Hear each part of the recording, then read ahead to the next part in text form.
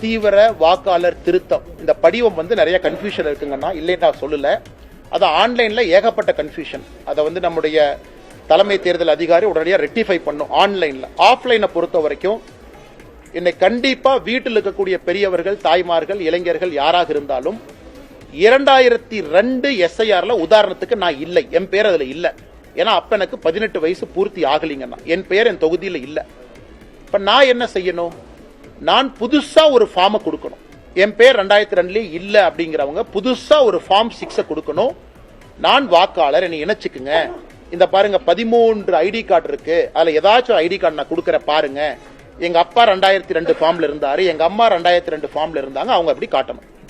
இப்ப நீங்க சொல்ற மாதிரி 2002 இருந்தேன், ஆனா ஒரே குழப்பமா இருக்கு, மாத்தி மாத்தி போட்டு வச்சிருக்காங்க. நான் வீடு மாறிட்டேன், தொகுதி மாறிட்டேன், பூத்து மாறிட்டேன் நீங்க சொன்னீங்கன்னா உங்க வீட்டுக்கு வர்ற பூத் லெவல் ஆபீசர் BLO அரசாங்க அதிகாரி கையில 2002 புக் இருக்கும், 2002 ஓட்டர் லிஸ்ட் இருக்கும்.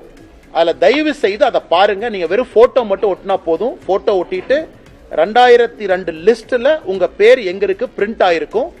உங்களுக்கு எந்த பயமும் வேண்டாம். அது BLA பொறுப்பு.